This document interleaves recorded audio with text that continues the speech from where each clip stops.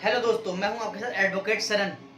और आज मैं एक नए विषय को लेकर के आया हूं कि मान लीजिए अगर कहीं लड़ाई हो जाती है किसी की और वो गंभीर रूप से चोट लग गई, उसके काफ़ी गंभीर चोटें आई हैं, वो उठने की स्थिति में नहीं है, थाने जाने की स्थिति में नहीं है, खून कुछ ज़्यादा निकल गया है।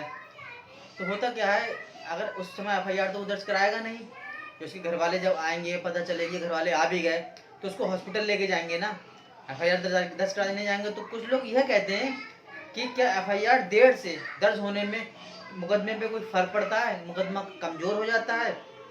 तो इस विषय में आज मैं आपको बताऊंगा। इससे पहले अगर आप लोगों ने मेरे चैनल को सब्सक्राइब ना किया हो तो कर लीजिए प्लीज। बात करते हैं कि आपकी लड़ाई कहीं हुई, किसी से हुई, मारपीट हुई, आप वहां पिट गए, मान लीजिए बहुत मारा उन्होंने, कई लोग थे, आप अकेले थे, गिर के मारा आपको, आपका सर, आप गंभीर हो गए, उठने लगा, आपकी ऐसी स्थिति होगी कि आप उठने लायक नहीं रहे।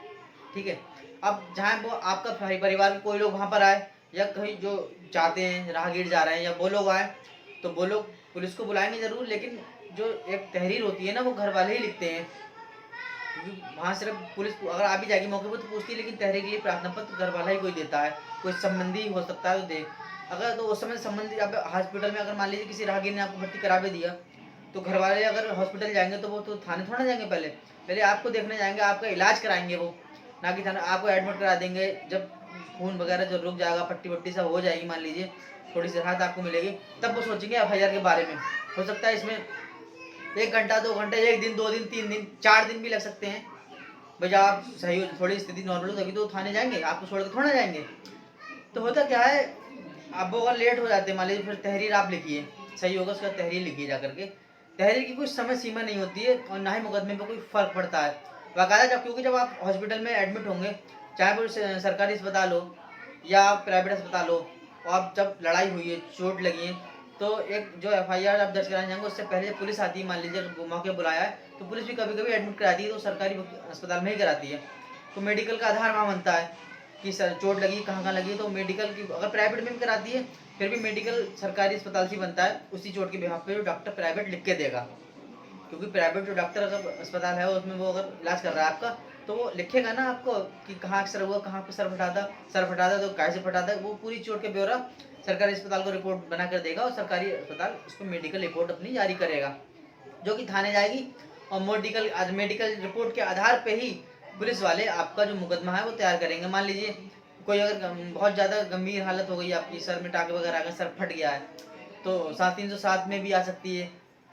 कोई स्थिति ऐसी बन जाए कि 308 में भी मुकदमा आ सकता है, 307 आईपीसी, 308 आईपीसी, ये स्थिति मुकदमे की आ सकती है। वो तो चोट के आधार पे है, लेकिन मेडिकल का आधार बनता है। लेकिन कुछ लोगों के मन में होता है ना कि जो बाद में मुकदमा चलेगा उस पर कोई ट्रायल पे फर्क पड़ेगा, कि हमारी जो तहरीर थी वो लेट लिखी गई, क्योंकि बचाव पक्ष के जो वकील होते हैं वो इस पॉइंट उठाते हैं कि जब तहरीर लिखी गई थी, आपको मारा गया, तो आप थाने क्यों नहीं गए, 3 दिन पहले आपने तहरीर क्यों दी, या 4 दिन पहले क्यों दी, इतने लेट क्यों हुए, डेरे क्यों हुई एफआईआर। वो बचाव पक्ष के वकील होते हैं, तो बचाने की कोशिश तो पूरी करेंगे, क्योंकि उनका अपना दायित्व है बचाने का मुलजिम को। लेकिन उस पर कोई ऐसा फर्क नहीं पड़ता, बाकायदा आपकी अगर मेडिकल में रिपोर्ट डॉक्टर ने लिखी है वो सही है, और वाकई में आप कोई गंभीर चोटें आई हैं, तो मेडिकल के आधार पर ही चोट बनती है, मेडिकल के आधार पर ही मुकदमा बनता है। बचाव पक्ष की कोशिश करेंगे, वो अपनी उनकी जिम्मेदारी है जब उन्होंने मुकदमा किसी का लिया है।